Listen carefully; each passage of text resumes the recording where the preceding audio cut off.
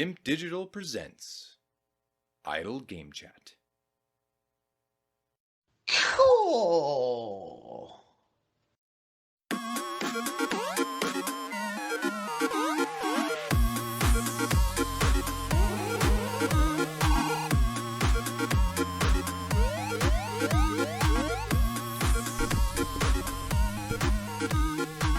Hello, apps here from Dimp Digital. Welcome to Idle Game Chat. This is Dimp Digital's flagship video game podcast where we take you through the ups and downs of the wonderful world of video games.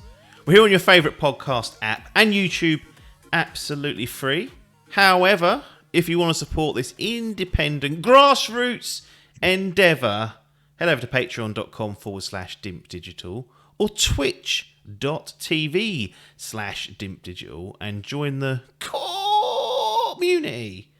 Hashtag hand in pocket. This week, or this time, just in case we don't do it weekly, I'm once again joined by the resident referee. It's Logan. He's back. I am back. I kind of feel like I need a new title though. There's nothing wrong with resident referee, but I feel like I need something with a bit more, what's the word? Gravitas. Panache. Is that a Panache, word? reputation, something enviable. No one envies being a referee. No, they don't. Yeah. They certainly don't.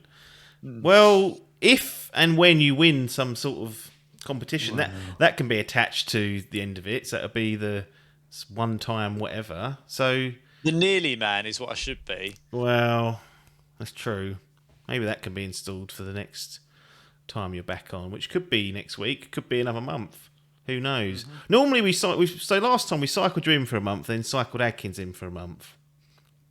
But that pisshead keeps going down the pubs Friday with my brother, so it's a concern. That's when we usually do the recording. So if he sobers himself up, he'll be back in the hot seat. But continued pissing out the wall will be costly.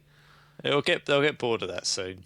Well, Honestly, they'll be at each other's throats. They'll realise that it ain't worth it. yeah, not only are you working with them all day, you don't really want to be socialising with them as well. I reckon next year that'll be installed. It'll be get out. That'll be gone. And if it's not that, it'll be the energy prices that have got them. They can't be spending it on the beer, so not a problem for them. Now, the undisputed way to start a podcast is, of course, with some delay news. So we're going to kick things off there. Some say a surprise, some say unsurprisingly, but Ubisoft's Skull and Bones has been delayed by 4 months. So originally due the same week as God of War Ragnarok. So either they've absolutely chuffed it because God of War was lurking, or more likely, given it's a 4-month delay, it ain't fucking ready. It's been on the brink for a while, hasn't it? Yeah. Am I wrong about well, that? this has been in development for 9 years now. Yeah. Clearly been reset at least once, probably twice. And we actually had a chat when they showed sort of a showcase of it, and we're kind of like, that looks a bit rough, but months out, you don't know what build they're playing, etc. Well, clearly they're still struggling to get that down. Surprising or not really? I think. It's difficult to say. I mean, I wasn't massively impressed with what they showed. I think we come to the conclusion it all looks a bit chaotic. Yeah. So whether they've got near it and just gone, no, we're still not quite happy with it. I mean, fair enough. I think the consensus generally is don't send out half-baked turt. So yep. That's, got to stand by it. But trouble it wouldn't surprise me to see it happen again. Well, the trouble is the half-baked turt is the key, but they've pushed it to March. Now, typically what happens in March is there are games that come out before the end of that fiscal year, and they go out by hook or by crook. So anything in March, I'm sceptical of that it's ready. It's just get it out the door so we can get the sales on the books, and then April we'll start afresh. So that's my concern with that. Considering it's already been delayed a few times and been in development for nearly 10 years, amongst other things. So Red flags, I guess, is all I'd say on that. Get it out the door at some point, though. Well, yeah, otherwise it's a real money sink, isn't it? If you've have people working on that consistently for a decade. Imagine all the salaries. You think, well, what have we done here, Jeff? They're never going to recoup that back. No, they're not. It's like what? I would put my house on that now. It's damage control, isn't it? Back. Let's get something back and hope that it was worthwhile. I don't know how to. I haven't got a quirky name for this next one, but Scorn will now release a week earlier than planned. Kepler Interactive have announced, so it's gone from October 21st to October 14th. Cocky is my. I like it. I like the brashness. We've never had that before, have we? We've got delay news, and this is the opposite. This is early release news. Yeah, I don't know. I can't think of a way to do it. It has happened on very few occasions, but it's rare. Is the way to look at it. But yeah, Scorn. It's in your fantasy gaming league, so you would suspect no risk of a delay. Doesn't mean it's going to score up in the 90s, but at least you'll know you're going to get something there because. I'll tell you now, it's not scoring in the 90s, so that is a guarantee. But 80s would be nice. Well, no more really to say on that, other than if anyone in the audience has got a good, snappy name for games that are brought forward, shout, and I'll use it if it's better than brought forward game news or whatever I come up with in the next 7. We'll never use it again. It may never happen again, but just in case it does, we'll always be there. Last bit of housekeeping before we get into an FGL update. We talked about Cyberpunk's resurgence last week and last time we reconvened. Over that period, Cyberpunk passed the all-time Steam peak for concurrent players for The Witcher 3, which was hugely popular back in the day. So Cyberpunk climbed all the way up to 104,827 concurrent players, and The Witcher's all-time peak, or Witcher 3, was 103,329. So nearly 2 years after the launch, there's more people playing that now than what is seen as one of the landmark titles of the last 10 years, The Witcher 3. So they're back in business. We mentioned it last week, but that's just another way to reinforce that they are on the rise with that. Good to see, though. Yeah. I mean, whatever game it is, no one wants shit games out, right? Like, no one wants that, whatever it is. Well, if you're a green blood or a blue blood, you don't want any of the others getting the good games, so you're laughing when things go wrong. I'm a brown blood. Well, can't say that. Well, no, it's a mix between blue and green, isn't it? Is it? Is that what comes out? I'm pretty sure brown, or is there red in there as well with brown? Is it mixing RGB goes brown? I think you need red in there. What's blue and green then? What does that give you? God knows. I actually don't know, but I'm gunning for both. Well, technically, I'd probably say Nintendo's red. Yeah. If you said what colour do you associate, so I'd say I am a brown blood because maybe blue, green, and red all together. Is there any artists listening and can tell us the right colour configurations? Let us know, and we'll come up with the blood colours for that. Because some people would say, because I've got a bit of Master Race in me. What colour's that? Yellow? I don't know. I've seen the Master Race GIF, and it's like the guy, and it's got a yellow background. So I don't actually know what red, colour you'd blue, associate green, yellow potentially. I don't know. But yeah, you're right that this is good. This is good news, and I hate it when people like. I know. Well, I can understand why someone would write this off and never play it because of what happened in the release. But what I don't agree is when people still try and downplay it and like don't want to see it do well.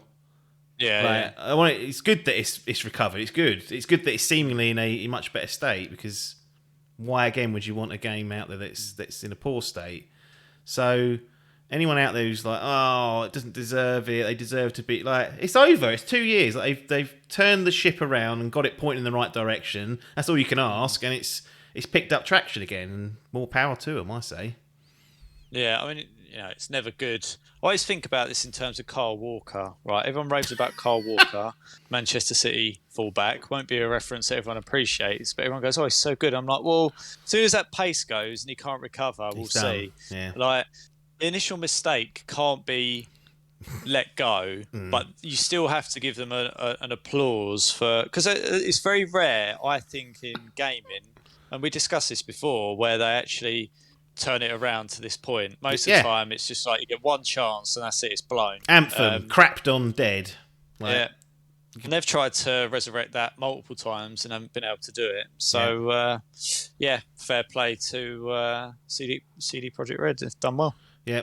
And look, I understand also that they deserve to have a kick in for a time when it came out in such a poor state. They got that, though. Yeah, you get your kick in and then you move on. You don't get a kick in for your whole life. Unless you know, certain people that maybe do deserve it, but we'll keep those names out of the show. Maybe one day on a spoiler cast we'll do a whole episode. Who deserves a kick in for their entire life? Actually, I don't. Difficult, isn't it? Because you've got to forgive, apparently. Well, people don't really like doing that. No, they say they say they're tolerant, and you're not. Yeah, no, you're not. So one mistake and you're out the door and you ain't coming back. That's generally how it goes these days. There's no clean slate. I always said if I had my own island and I ran it as like a law, I'd be proper totalitarian. I'd be like, look, you follow the rule. Like it's not even how you think. Like control. It'd be like if you don't use the indicators on your car, you're going to lose the car. There's cameras watching you. If you don't do it once, it's gone. Keep doing it, and you end up in prison. If you're not polite to people, you get locked up. So it's more around creating a culture. Yes.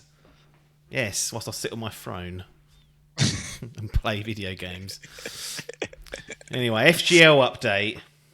Yeah. Got some transfers that came in. The windows, as we record this, the window is still open for a number of hours. By the time the public listen to this, it'll be closed. Yeah. So we've got Salmon making an interesting choice, I feel like. Just going to run the scores one more time so I can get an up-to-date look. But essentially, he had Grounded in his team, locked and loaded, ready to go. Transferred, ready to go. That's come out and hit 1.0. It's come out. It's got reviews. I think it's sitting on 83 now. Let me just double check that now. Where are you, Salmon? Oh, I've got rid of it, didn't I? But yeah, it's anyway scoring in the mid to low 80s, which is good. And he subbed in Wrath of the Lich King Classic, which is the WoW expansion to the Classic mode. Now this is concerning because he had a given. We knew that Grounded was coming. It seemed greedy to be going back and trying to get more. And he's based it on the fact that the previous expansion, the Burning Crusade Classic, did get an open critic page and did score. So there's history to say, yes, that this will come out and it will come out, but it will get reviewed by some traditional media outlets and it will get a score. Got an 81. So already he's lost points if it scores that. It's this classic sort of paper mistake that he made with Tunic earlier. So he's chucked points away, it's looking like. Yeah, Ground is on an 84 at the moment. So Wrath of the Lich King has not only got to get a page, it's got to score, 90 for it to be a worthwhile transfer. He claimed afterwards he didn't know there was a fee on the transfers, which I've said in every time I post it in the group, every time there's a 5-point transfer fee. It's always there, and I've told him this. It's willful ignorance. That's what it is. Yeah. He's just trying to make it easier to swallow. So he's pleading that he didn't know. He knew. But the main concern is that the Burning Crusade, yes, has got a page, but it only got 5 reviews. So it was already on the brink of not getting one. So I don't know. I think either way, it's not going to work out the way he intended because there's you've got to score in the 90s for that to be a worthwhile endeavour. Plus, there's a really good chance it doesn't even get a page. Is my perspective. So it will score a big fat 0. So that's a blower. I thought we couldn't get any worse since we last reconvened, but Adcock's been sitting there with Have a Nice Death and Starfield. Now, Starfield, as we know, has been delayed. Have a Nice Death is in early access. No sign of it getting reviewed or getting a page. So he had to look at making 2 transfers. And I don't even know where he found these games. But he's had feedback for a month, by the way. Yep, he's missed ample opportunities to get other games. Salmon transferred out Grounded. He could have picked up Grounded for free. Sat there on it. But no, he's gone for a game called King's Hunt, which I've never heard of in my life. I actually looked it up. It looked quite cool. It's due out late November. No real specific date on it. So that's gone in for Have a Nice Death. Starfield's been binned out for Alaskan Truck Simulator. I mean, how far down do you want to go from getting... I mean, Again, that's not going to get a can't- page, is it? I mean, they're not thinking this through. when you put that through, and I read the transfer, I thought, hang on a minute. What depths has he found this? Yeah. Alaskan, like not even just Euro Truck Simulator or something. It's Alaskan Truck Simulator, which means stuck in the fucking snow perpetually. I can't even take the game title seriously. I mean, I'm happy if that blows back in my face. Yeah. But Alaskan Truck Simulator. What are we doing? I don't know. I don't know what we're doing there. I wondered whether he just was trying to like demean the competition by just transferring to him. Yeah, well, I don't think he's quite got for that, but that was my first thought when I saw that come through. I had to ask 3 times if that was definitely what he wanted. Yeah, I was like, yeah. So make sure you haven't put a typo in. As opposed to what? Oh, I don't. Yeah, exactly. Who knows? FIFA 20. On a more positive note for Adcock, FIFA 23 came out in his team.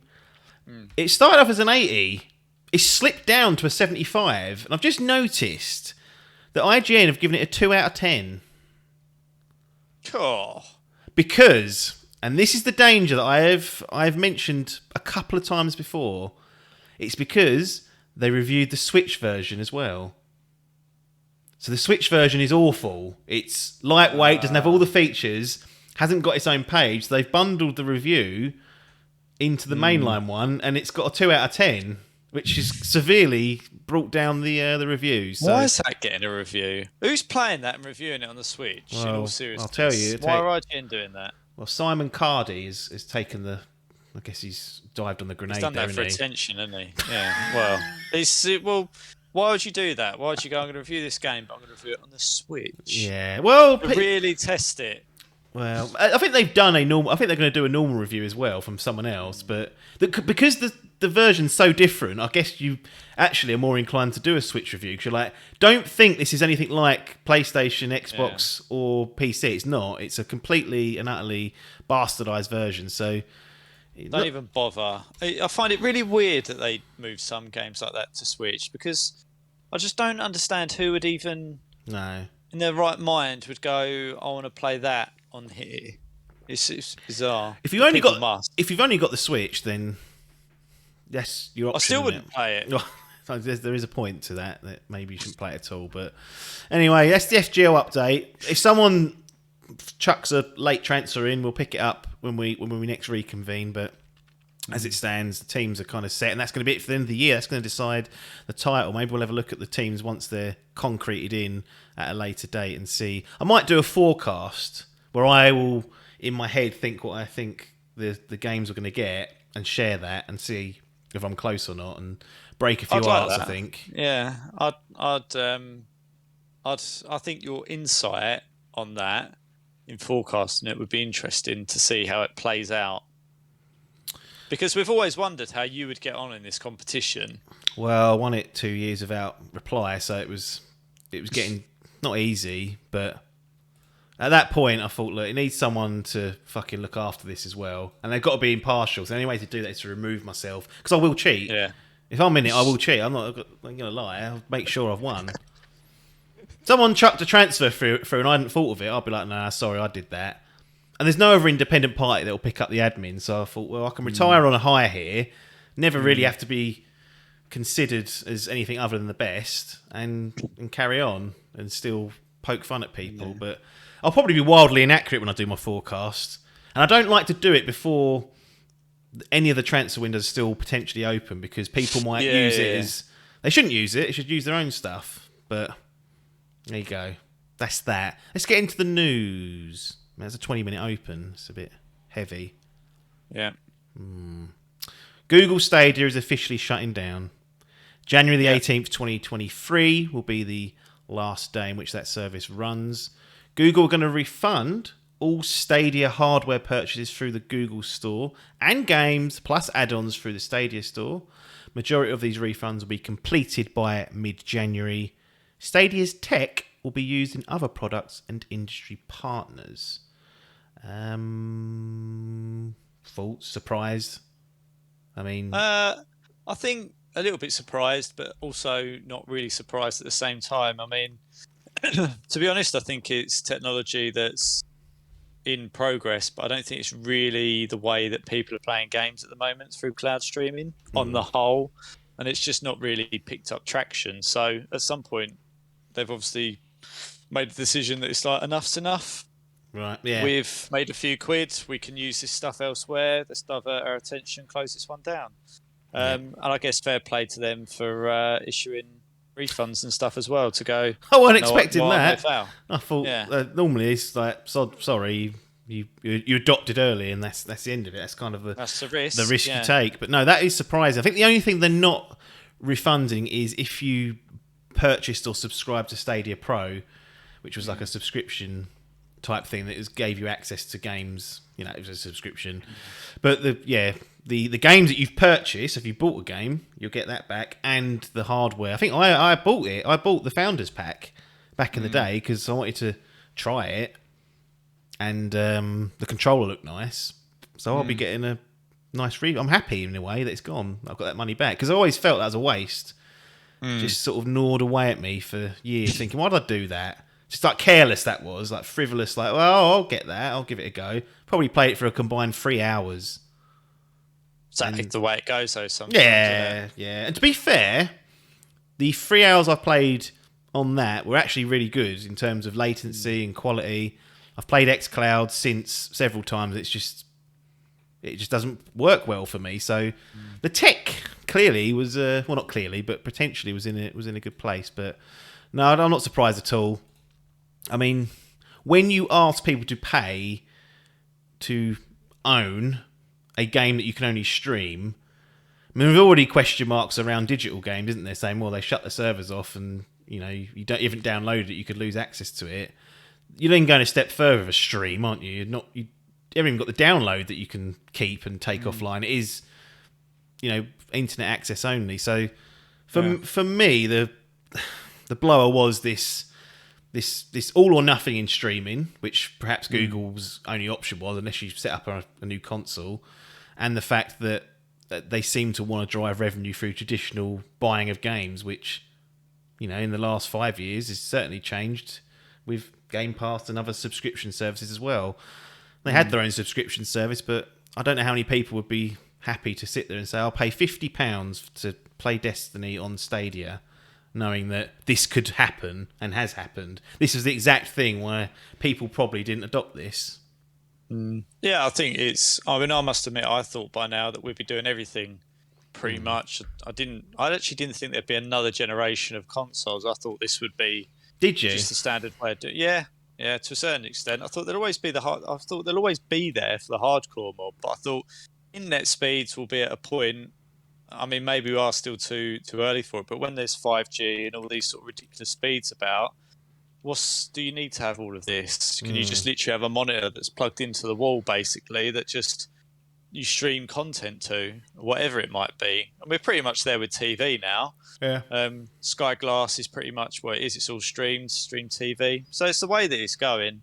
I just wonder whether they'll use, to your point, you said the tech was there. Maybe they'll sell that to the PlayStations, the Microsoft, rather than similar way that Amazon sell their web services, something along those lines, perhaps. Oh, Microsoft don't need. Do they got Azure? They'll be like, is that really going to be? You don't know. You don't know, no. Well, I wanted to transition into the future of video game streaming for a little bit. You kind of knocked on it there. That's interesting that you felt like. So you thought the PS4 and Xbox One was going to be the last go at it? I thought it had the potential to be. Yeah. Yeah, so he's changed his words now. He's saying potential. Well, no, I think when I was looking trying to slip out of it. When I saw the Stadia coming out and everything, and I was like, well, I can see what they're doing. I think that's the way that things have moved to, more on demand. Like TV has definitely pretty much now moved to on demand predominantly. Very few people now sit down to watch things. It's kind of everything is just recorded it's or whatever. Sports or nothing, isn't it? Really, that's live. Yeah, there's some live events, but the majority of everything else is consumed on demand via streaming.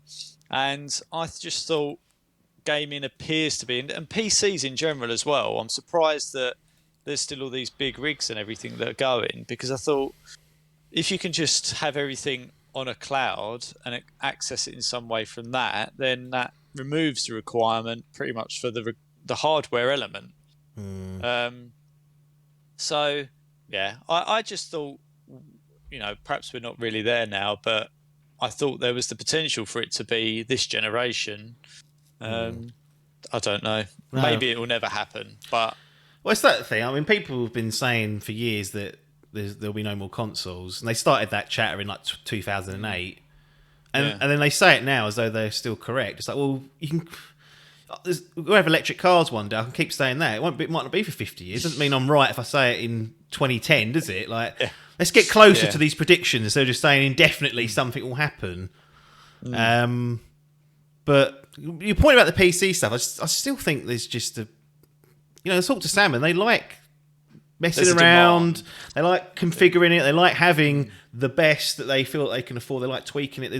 It's sort of like a craft almost in building it itself and then tweaking it and it being your own thing. It's sort of personalised. So it's always going to... I don't know how many people that is. That's the question, isn't it? How many people would be happily give up the cost and the inconvenience? Although streaming doesn't come without inconvenience because there's so many variables and whether that's going to work well for you that, again... I think it's... For me, objectively, it's... I just think it's the worst way to play a game. At the moment, I don't think it ain't ever going to be having it loaded onto this fucking console or this hard drive here. It's just maybe it'll get to close to parity, but it'll surely never be better. I don't know. Maybe I'm going to be looking silly in 30 years. Honestly, I don't know. I mean, I think the main thing that will drive it is consumerism or the consumer demand for tangible things. I think that's. I mean, if someone said to me, you can pay 400 quid for your Series X and have it there, or you can just pay, say Xbox was now just an internet connection, and you connected with your console with the internet, and they went £10 a month, everything, and you can play your games, stream them, like, seamlessly, like, almost, even if it was on a dongle, right, like the Google Chromecast type thing. You plug that in the back of your TV and there it is. Subscription. I don't know. I'm just saying, like, I think you'd consider it. I wouldn't. You'd consider it. No, I wouldn't. If the option's still there, I ain't going to ever choose streaming. Yeah. It's just not... that's for me. But I understand what you're saying. There's probably more people that are like what you're saying than what I'm saying. If there's more, why would Microsoft, as an example, go through all the manufacturing cost to produce a console? Like, it would get to a point where it's like, well, that's the concern, really, long term for all this, because it'll all be bundled under Game Pass. What you're describing there is what Game Pass will be in 10 years, maybe. And that's the concern that they've got. They've got it right now because they have all the pillars there. They've got, Series X sitting down here. They've got PC Store on there. They've got a Series S, a lower power, cheaper console out there. They've got xCloud and they've got Game Pass. It's not you're going to be streaming it or nothing. It's an option. It's an addition. And that's how I would like it to stay. Whether or not that will stand up to technological advances or how businesses tend to operate. But I still think there's always going to be a set of people, whether they're the PC crowd or whether they're just old school console players, that will want a device to play things locally. That's just my view. But again, I don't think there's lots of things that you don't see coming that just suddenly appear. And last generation, if you include the Switch, the PS4 and the Switch sold over 100 million units each. Phil blew it, got about 50. So he was lagging behind. So there's still a lot of people out there that are happy to spend 400 quid to do it. And then people go, well, you're missing the market. And I go, what are you talking about? And they go, well, they're mobile users. Stream it to their phone and then they're off. But my argument is always the same. It's like they're not sitting there to play God of War on their phone. They're playing a mobile. They're saying, well, look at the mobile. You go, yeah, they're playing mobile games. They're playing either Call of Duty that's been made to go on mobile, or Fortnite, or fucking Candy Crush. They don't want to be sitting there playing God of War on it. These aren't the people. They don't like God of War. They think it's sad. But they want to play Candy Crush. So I'm not having that either. I think you Getting annoyed now. Yeah, I mean, look, I'm not. I'm. But by the way, I'm the sort of person that likes to use cash. I like I'm a traditionalist. Can't do that in some London ways anymore. It's taken away. No, so I'm all for physical things. Like, I'm not advocating something that I want, but when you look at, I mean, Call of Duty now has on-demand texture streaming, right? So you can have high definition textures pulled in real time if you have that selected, and things like this. I just think at least a portion of gaming, whether it's less powerful games, whatever it is, less demanding games, I don't know. I think the thing is, Who are these people? It just feels They're to playing me like Candy that's- Crush before they go to bed, and that's it. My They don't want phone to has have got more Kratos fucking gigabytes of I know. RAM on it Then the Switch my probably. laptop Well, and the Switch. Like, it's got like 12 gig of RAM. Yeah. Like, and the power in these mobile devices as well now is going to become phenomenal. That's irrelevant though, because this is streaming we're talking about. In theory, and there's- your bloody laptop I've should got- be doing it. I've got 120 hertz refresh rate screen and things now. Yeah. They're talking to me about refresh rates on I a know. mobile device. Like, it's strange. I mean, I'd much prefer if there wasn't any digital and I just went and bought something. Like, realistically, if it was one or the other, I would go, I'll have physical all day long. Right, yeah. But I can understand why there might be I don't know whether it's going to be a consumer demand, but from a business perspective, imagine if you don't have to build 50 million consoles. Yeah, but you sell them at profit, like Sony did. Put the prices up, there's the margin. Thank you, extra bloody cash. PlayStation ain't selling them at profit. What they're having Well, to they're not do is bump anymore. up the prices. Well, Like, maybe so you have to do that. think how much are chips costing at the minute with all this worldwide chaos and exchange rates and everything. All gone and dispensed with. Not a thing. All you do is an internet connection, which everyone has. You still have to build the server farms and the areas with the tech in it. Yeah, You don't have to do as many, but you still need to have that. And look, how much energy does that cost? At least when you ship it out to me, I'm paying it through the fucking nose and not Microsoft anymore. Anyway, it's interesting. It'd be interesting to see where it goes. I mean, there was definitely a time when people said, well, probably PS3 and Xbox 360. They said, well, digital games, no one's going to be interested in that. Took about a generation and a half, but now when we go through the sales, it's like 70-30 to digital. So, to say and rule it out would be foolish. But for me personally, I'm happy where it is now, where it's mostly a component of a overall service for convenience. But if Phil come along and said no more Xbox, it's all streaming, I would be dissatisfied with that. But I think we're a long ways off that happening, because you've got to give all the old shits like me a chance to catch up with it all. Sort that fucking internet out here as well for one. Get that full fibre in, otherwise we're onto a losing proposition already. What's this to? Overwatch 2. Yeah. Now, we'll ask new players to unlock characters over 100 matches.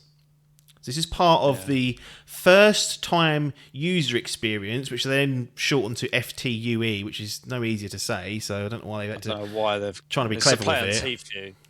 Nonsense. Players new to Overwatch series will need to unlock the character roster over 100 matches in Overwatch 2. Some game modes and the ability to chat in-game will also be part of this first-time user experience.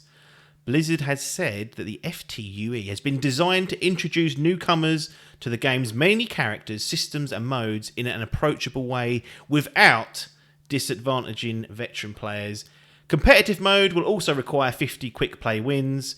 FTUE will only be for players who make accounts on or after October the 4th. And also, as part of their defense matrix, they will require a phone number from players to authenticate their accounts. This seems to be an attempt to stop banned players from simply recreating a new account. They're also going to temporarily record voice chats of reported players to analyse any potential disruptive behaviour. They will delete the files once they've been transcribed, and the text file will remain for no longer than 30 days on their system. So that's obviously to try and stamp out silly behaviour. I mean, there's a lot there, so I probably need to break this down. We're on the cusp of Overwatch 2. It's not far away, just days away now. I don't know if that's the beta or if that's the full release. I don't even know what they're doing with this, in all honesty. They were trying to charge... Pretty sure it's a full release. Is it? Well, either way, at one point it started off as a full sequel being charged at, and I was like, what are you doing? Then they said, we're doing free-to-play. We've heard about the Battle Pass. I think the first new character's locked behind that, level 52, so you've got to max that out to get them. But let's look at this 100 matches to unlock the characters. It's a free-to-play game now. That's what... it's not a paid experience. What do you make of that? Because you're more of a understanding of these sort of situations. When I first read it, I was like, oh, horrible. And then I sort of thought about it, and I was like, surely other games work in a similar way, potentially, or no? Am I just wrong? Well, it's a little bit different. So, because... Do you say it's skins or characters? Characters, not skins. So it's the actual... Yeah. So Mercy so. might not unlock... Yeah, because that's a big difference, because that's... So gameplay changes. I just wanted to clarify that. So because it's a hero-based. He said this news was digested. I sent him the links, and he said he digested it. But I was asking it because I suddenly thought to myself, "Am I going to go off on a tangent about skins? Completely irrelevant about skins?" Yeah. But basically, because it's a hero-based shooter, clearly having all the heroes available gives you a choice of gameplay. Now there are heroes that are more challenging than others to use. That Genji. So if they went. Well, yeah, if they went until you've won X amount of games or whatever, you can't unlock higher tier characters, I'd sort of go, that's a bit shit, but I can kind of understand it.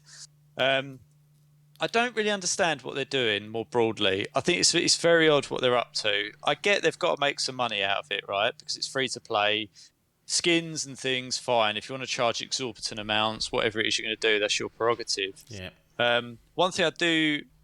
I'll not say correct you on, but add is if you buy the battle pass, you do get the new character straight away. Whereas people that don't have to go through the battle pass to earn it. Fine. Yeah. So I think that's a slight difference. But that makes sense. Yeah. I mean, this, I mean, I don't really like the idea of characters being locked and having to unlock characters to be able to play the game as you want to. Is that because you are somewhat experienced in Overwatch and that you're, from your perspective, you're like, well, of course I want all the characters. And you would, because you've played it, your account exists somewhere out there.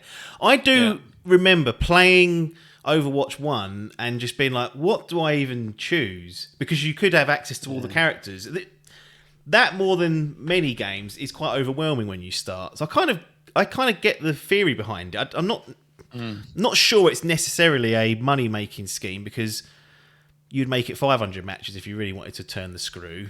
But I don't know. I'm just thinking, if you're new into this, have not played it, not done a hero shooter perhaps before, this stops you from going in and going, right, I've got to choose from one of these different classes or different characters. Like, they're probably going to get one of each to start with that you can just start with. Soldier, he's always a good one because it's just point and shoot. And sort of learn the way the game works, and you can't go into ranked play until you've done 50 quid. Is that not valid? I can understand why people would be overwhelmed by it, but I don't like the idea of not being able to... So part of the hero shooter piece for me is being able to change hero throughout to change the course of the game if it's going against you, and to adjust to the other team comp as well. And I think...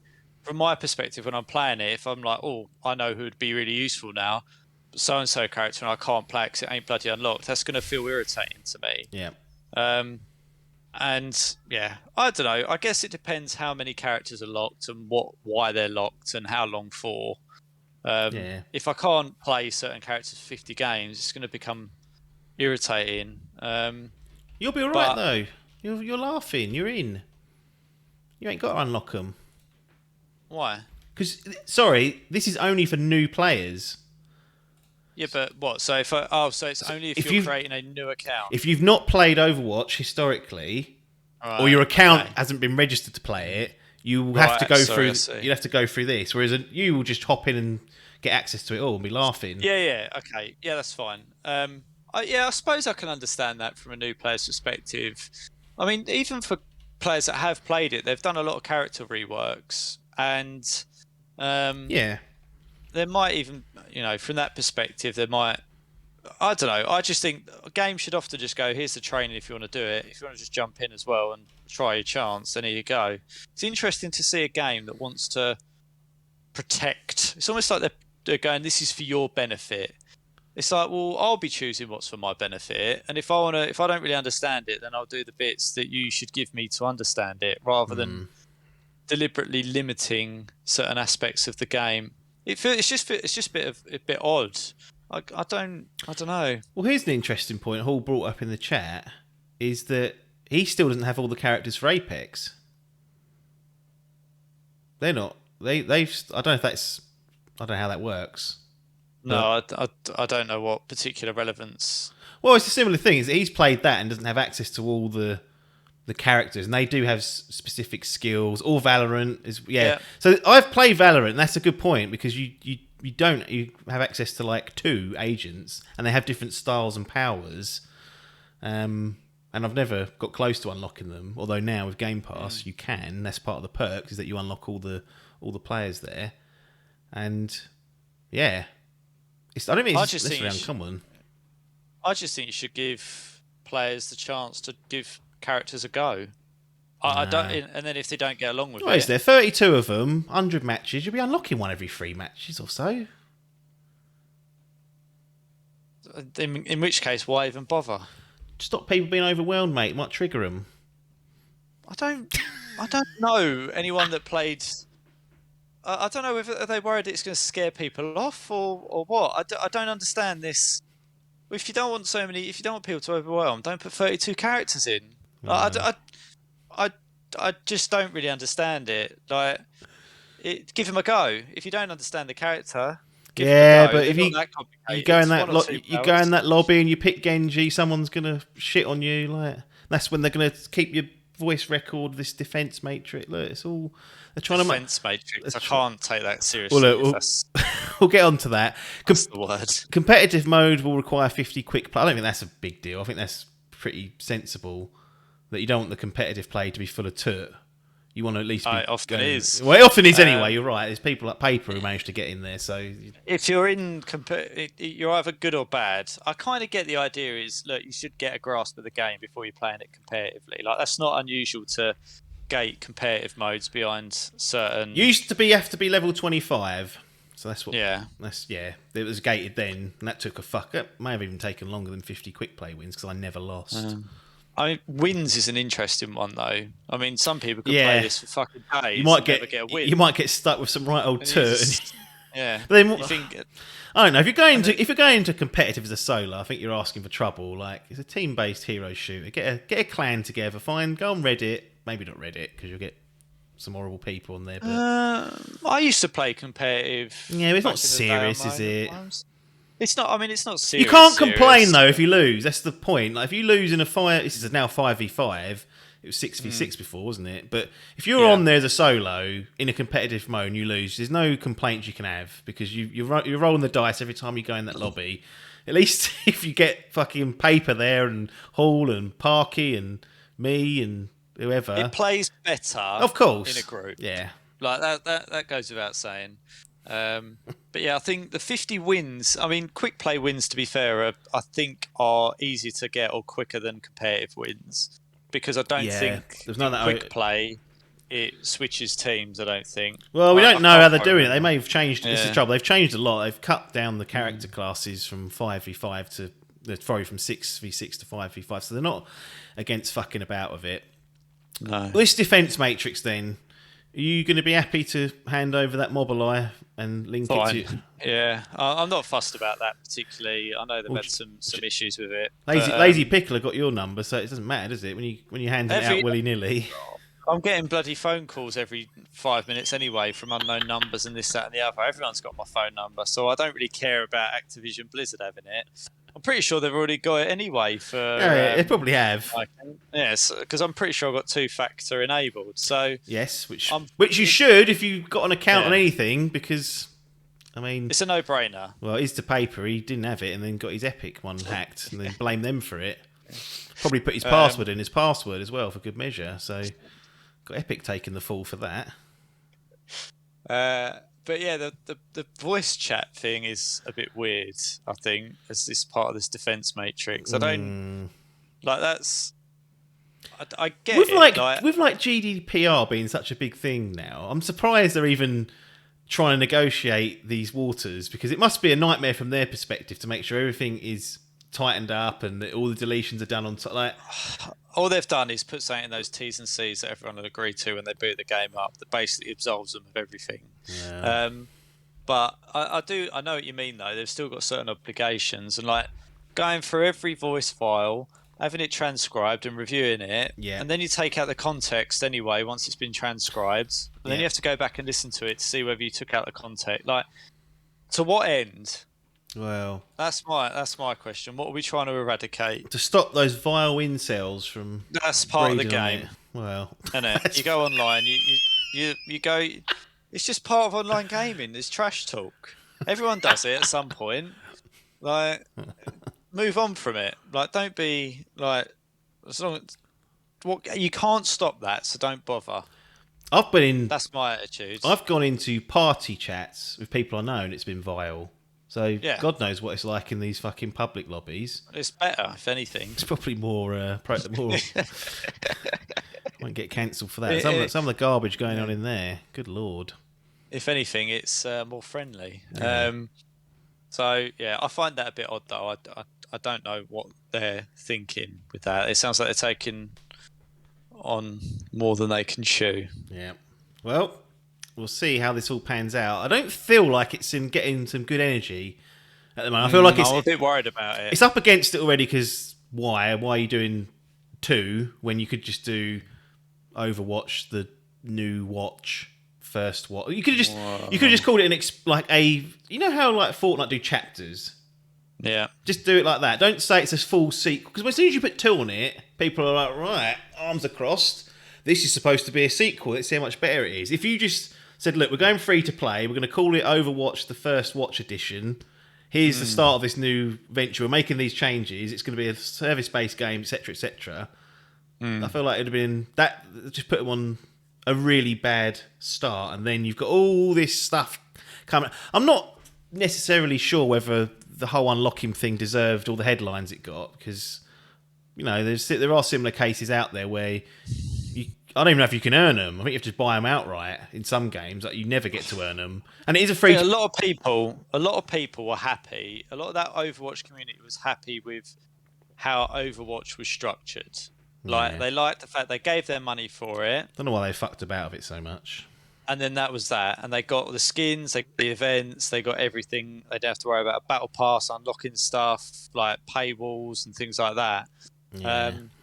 And I think it just seems like such an about turn from the approach from Overwatch. Well, look. And there was also a bit of a feeling like it wasn't really Overwatch 2, it was Overwatch 1.5. Yeah. So I think that they're just making a series of bad-ish decisions from a community standpoint as well, which is alienating people. Yeah, I mean, I tend to agree that the hardcores are not going to necessarily gravitate towards this, and they are usually your biggest advocates.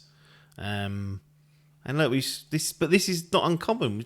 Halo Infinite, that's just That's the one this is why it worries me, because of how I saw Halo go. Yeah. I got excited for Halo, and I was a bit worried about that battle pass system. And I think I looked on there the other day, and I couldn't believe how many people were watching Halo streams. It's crazy. It's so little. Yeah. I think there's more people watching Clash Royale, which is a mobile game. It's bizarre. Who makes Clash? Is it King? No, it's not. I was going to say Microsoft will own them soon, so they won't care about that. Doesn't matter. Do you remember that? No. Not worth derailing for. I've just got something that will derail it slightly. Hall, this is not official because I've not had time to review the papers, but he asked me in the chat to read it out. Hall has put in a transfer request for Slime Rancher 2. He wants that out. This is out at the moment. It's in early access. He's obviously seen the reviews aren't necessarily coming in thick and fast, and he wants to opt for Ghostbusters Spirit Unleashed. So, just thought I'd chuck that out there. And I've basically confirmed, by publicising that, I've basically had to confirm it. Is that a genuine transfer? It's in this Or chat. is he just fucking about? Oh well, it isn't. If it ain't changed mine by the time I finish this, it's in. So that's the end of that. PlayStation just can't quite shake this smell that follows them of putting their foot in it.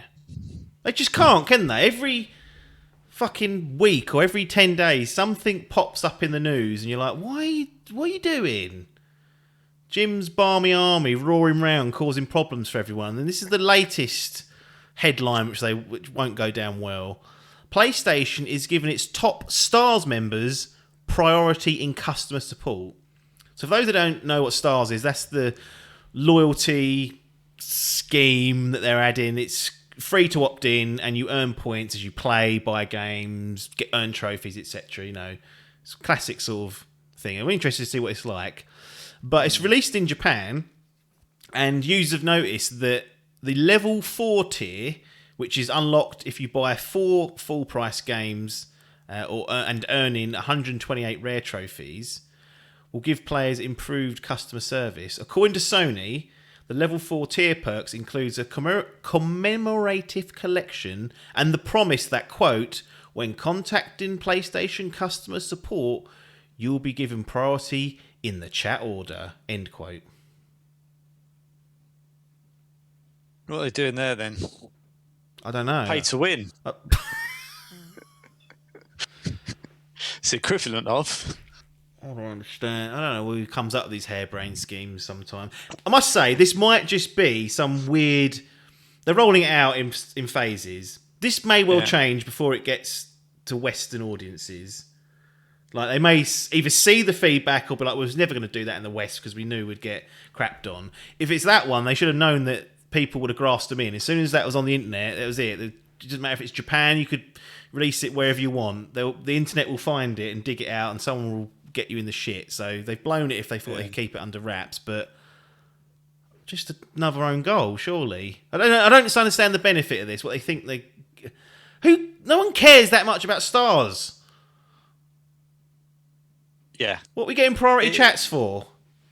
It's bizarre, isn't it? I honestly can't understand what is going through their head there. You literally, out of all the things to say that's just going to piss people off, saying you get better customer service if you do this is never going to go down well. People aren't going to go, that's a good idea. Yeah. Like, broadly, everyone will go, that's a dumb idea. I don't want to have to work for my good customer service. I just want you to give it to me. No. They clearly think, this would be a great perk for people that are in Stars. You know, we're really looking after our hardcore customers. But newsflash, most people aren't going to be your hardcore customers. So why don't you just wind your neck in there? They're fucking shit at the moment, aren't they? They really are. They're really struggling to get some good PR. All they need is a God of War to come out and bomb, and that will really cap off an absolute disastrous 6 months or so. Won't it? It would be disastrous for them. I mean, it won't, but well, who knows? You know. I just don't understand what their marketing team's doing. Like, surely someone should be going, don't think we should do that. Anyone in PR would have seen that and gone, absolutely not. But it's like their product team are like driving it in some way. Yeah. Like product owners, whoever's the product owners are like the ones that are creating the press releases. How do we drive engagement to people getting level 4? I know what. We'll make customer service a better experience there. We'll dangle a fish at the end of the rod. Yeah. We'll not be surprised if there's a U-turn on this, or if they come out and say, "Sorry, we're just testing things. This is a bit like they'll come out with all that bollocks that they weren't seriously going to consider this. It was just we wanted to see what happened, and I wouldn't be surprised. But then again, they're so fucking up their own arse. I would also not be as surprised if they sat there and went, "Well, it is what it is." Get to level get to level 4. You'll be sitting in that chat for longer than you need to be.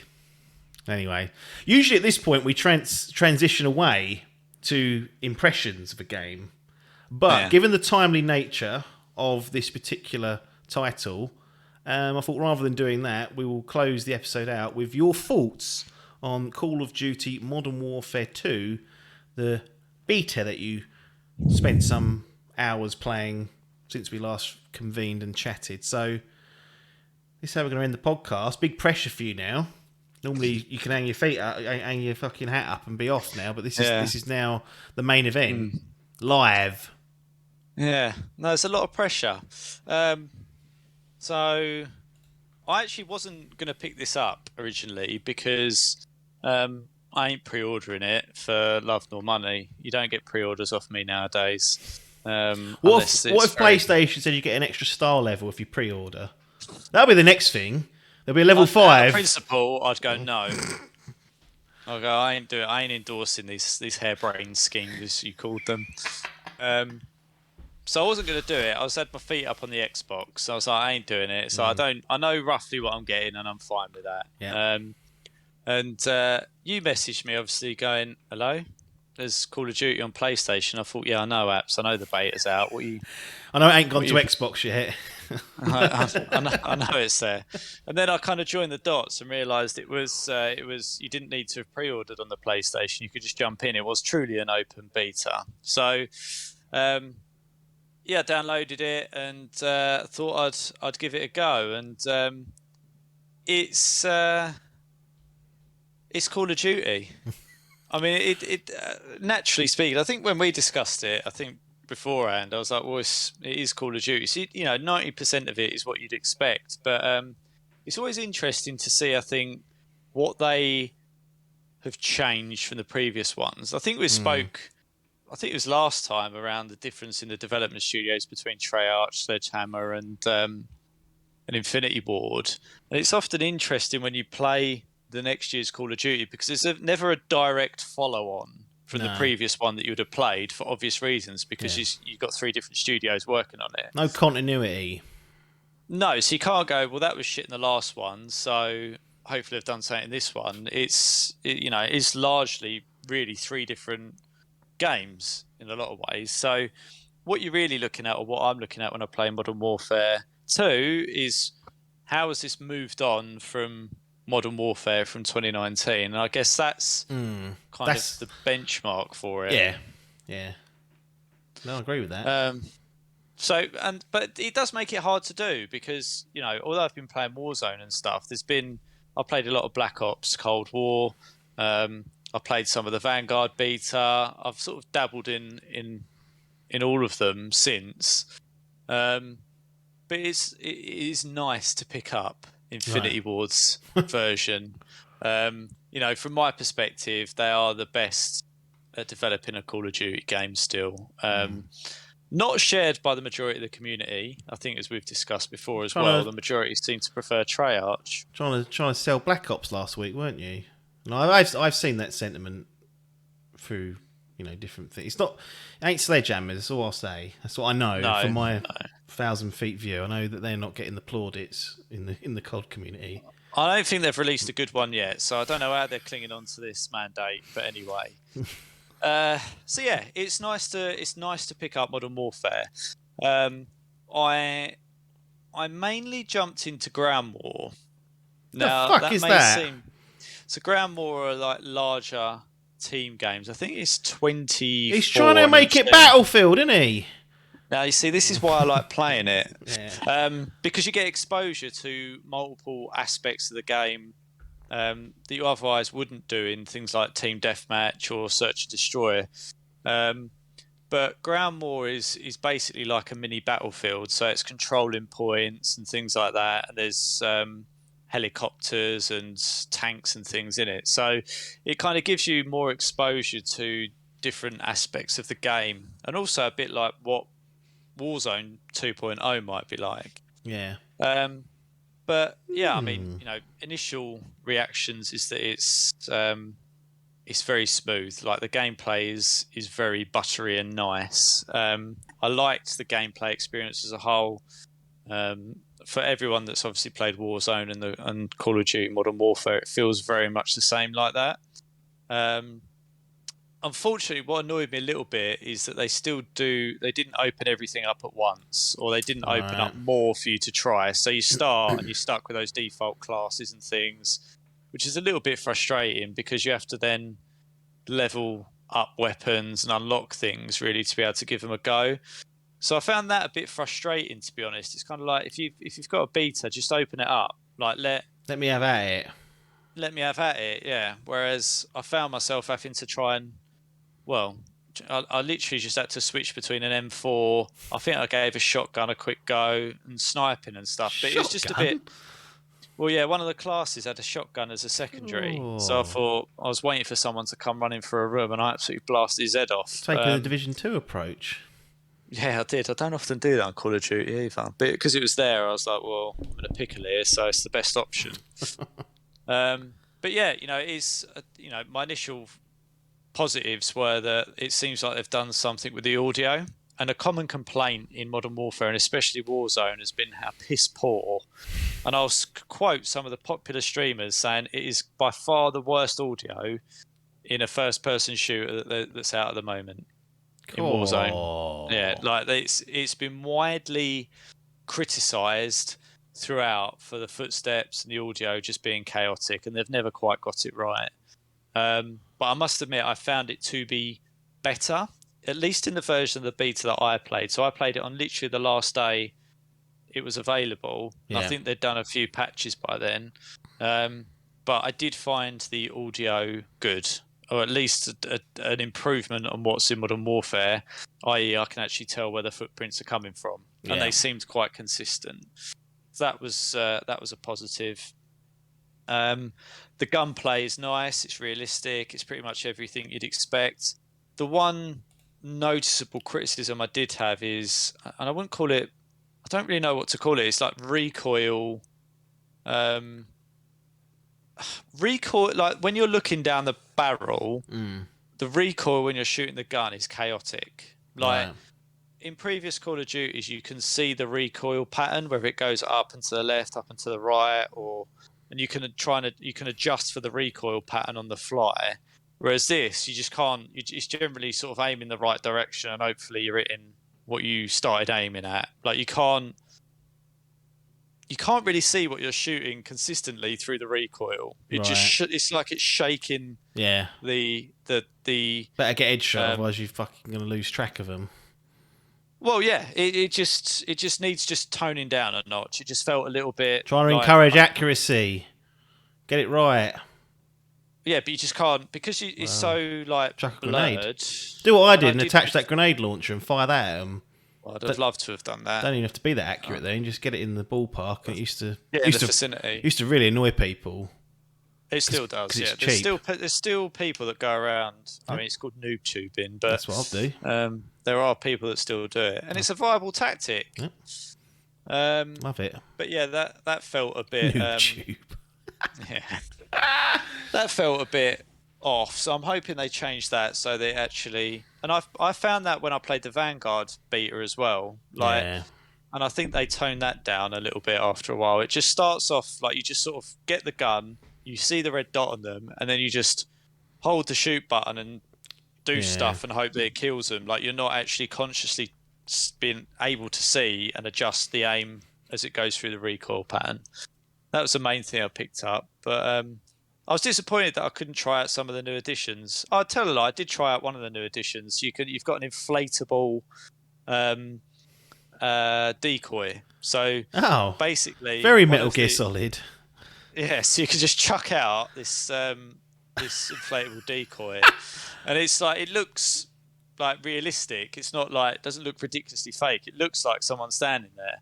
And that was quite good fun to play around with. But the real thing that I wanted to try, and again, this is why I was frustrated by it being behind unlocks, is I think it's called a drill.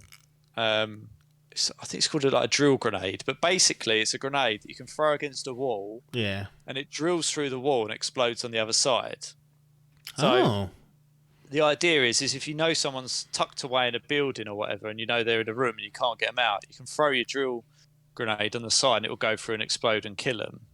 So the idea, I guess, is to stop people camping, or at least have a way of getting them out of there. Flush them out. Yeah. And I've seen a lot of videos from some of the streamers that have been playing this, and it looked like good fun.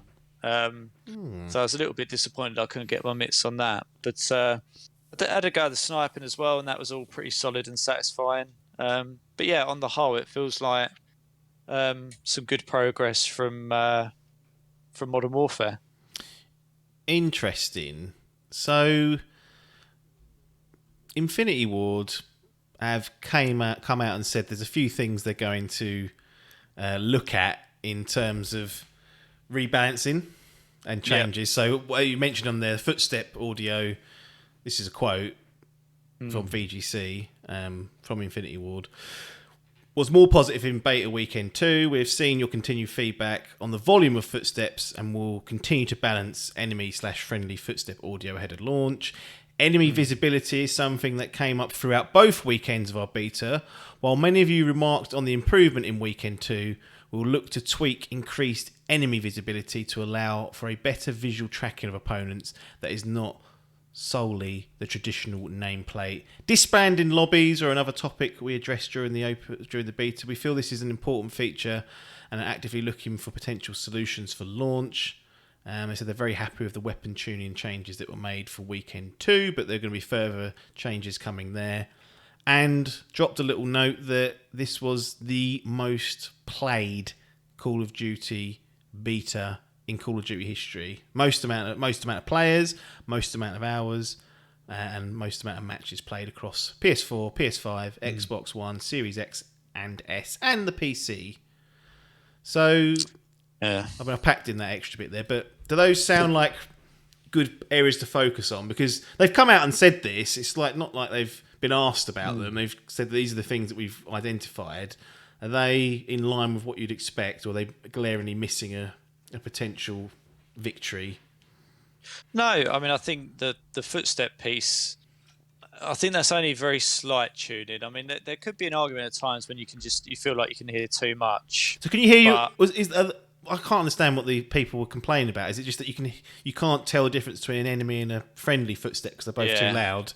Yeah, well, no, so basically there's usually, you'd expect it to be quieter from a teammate than an enemy. Yeah. So I guess if everything's up a bit too loud, then everything sounds a bit chaotic, and then you've got gunshots, explosions. It's kind of a bit overwhelming. So I think what they're probably thinking is tone down ever so slightly friendly footsteps and maybe tone down enemies a little bit. But it's a really difficult balance because a lot of people now, I find it funny on Call of Duty because no one ever really was like into audio. Like audio and using footsteps wasn't really a thing that long ago.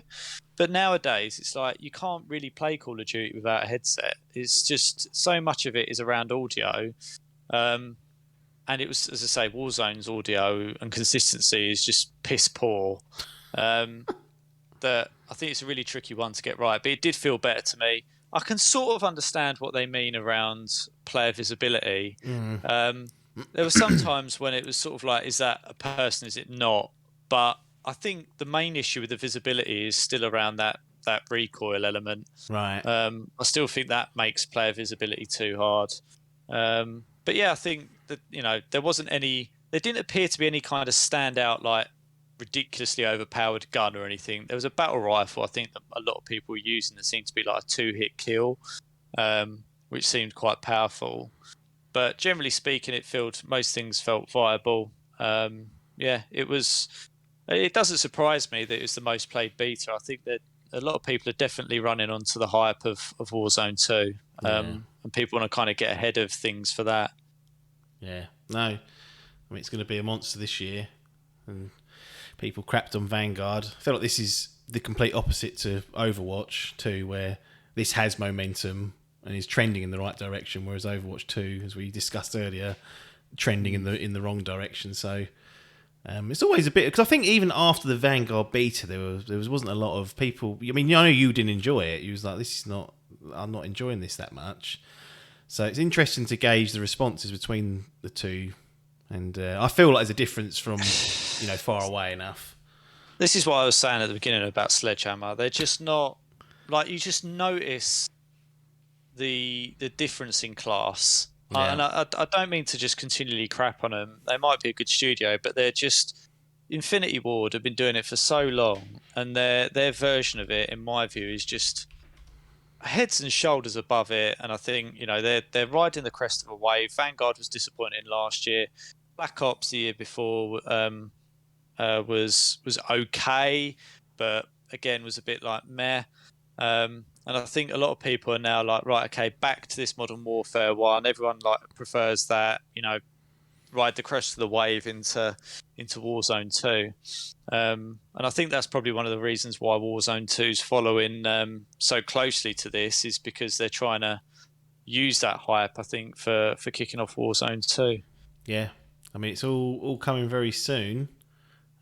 We've got Modern Warfare 28th of October. And if you pre-order the digital version of the game, you can be granted early access to its campaign on October the 20th. So surely a temptation for you.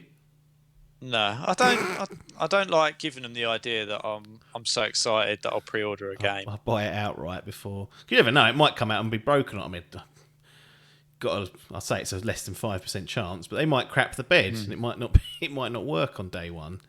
So yeah. I mean, I'm sure it will, and I no doubt day one I'll be in the store buying it. But I think I just don't like the idea of letting them know that I'm queued up, ready and waiting.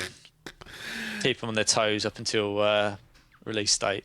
Yeah, and we've got Warzone, as I said, as a fast follower, November 16th. So that'll be Warzone 2 or 2.0, whatever they're going to call it. And then, as we mentioned a few weeks ago, Call of Duty Warzone Mobile launching next year. So going to be all codded out for those that want to try every little way to play it. And Phil's going to inherit all this probably in the next 12 months and be like, wow, that's nice what you set up there. I'll be skimming the money off that. Lovely job. All he has to do is get rid of Sledgehammer, get rid of Treyarch, get Infinity Ward doing it all the time, and we're laughing. It's interesting because next year the rumour is, we discussed this, that there's not going to be a franchise Call of Duty, and that will be Treyarch's year. Yeah. Makes you wonder whether because the reason why they've got 3 studios is because they do it on a 3-year cycle, release a game every year. If the intention is to go every 2 years, do you need 3 studios working on it all the time? Can you cut back to 2? Can Sledgehammer be absorbed? Like, do you know what I mean? Like, that will surely happen. Otherwise, you'll be waiting forever for the next Infinity Ward version, won't you? Well, I think Warzone's changed things. I really do. I think they might have learnt from the challenges in integrating Infinity Ward, Treyarch and Sledgehammer games into one Warzone. They've gone through that cycle once now, haven't they? With Warzone, they've gone through the whole cycle once, and then it's starting afresh. Basically, they've gone, right, that was a howler. Yeah. So I wonder whether that might make them adjust their priority. I wonder whether they're thinking, do we need a yearly release if we've already got Warzone propping it all up? Can we get maybe one working on Warzone, get another one working on a game, try and get some synergy? I don't know. It'd be interesting. I would much prefer one studio, 1-2 tops, and just doing sort of a release every 2 to 3 years. Yeah. But then that doesn't bring in the bucks, does it? So send an email to Phil. You go, well, what's your business idea then? You told me 100 million Game Pass members. You don't need any more after that. Fund it all through that. Tell him to get on his iOS and start sorting it. Anything else on the beta that we didn't get to or wanted to mention, or have you covered off? No, just to say I liked it. I think it was a much different experience to what I got from Vanguard last year. Yep. Yeah, and excited and hopeful it does well once it's here in a month's time. Excellent. Well, that's it for this edition of Idle Game Chat. One of the rare instances where we record from start to finish without a transition, but we do that on occasions when the timing is correct, and that was one of those cases here. If you've made it this far, thanks for listening and or watching us for this particular episode. We'll probably be back next week, but I don't like to make guarantees because you never know. You never know what's lurking out there. But if you're subscribed to any of our feeds, you'll automatically get notified when the next episode drops. If you go to patreon.com/Dimp Digital, you can join the core community, as I said at the very beginning, and you'll actually bag early access to the episode 95% of the time. So typically you'll get it on a Friday, and it goes live on the public feeds on a Monday. So if you're that interested in getting Idle Game Chat early, this is when the news is hot, because over the weekend things can change and it's all out of date, but that's unfortunately the way things work. Patreon.com/Dimp Digital there. If you can't do that or don't want to do it, no problem. We are happy to have you on board just giving up your time to listen to this babble. Nothing more for us to say here, though, other than thanks for your time and ta-da.